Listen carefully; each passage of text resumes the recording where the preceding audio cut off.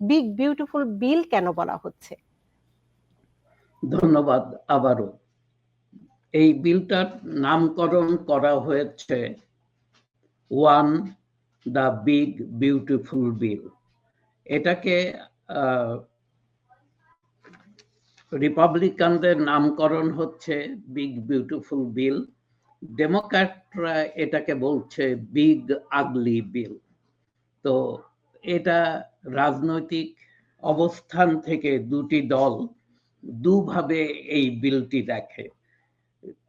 কোনো একটি দল হয়তো তারা টপ 10% স্বার্থ রক্ষা করে চলেছে, কোনো একটি দল হয়তো বটম 10% স্বার্থ রক্ষা করে চলেছে।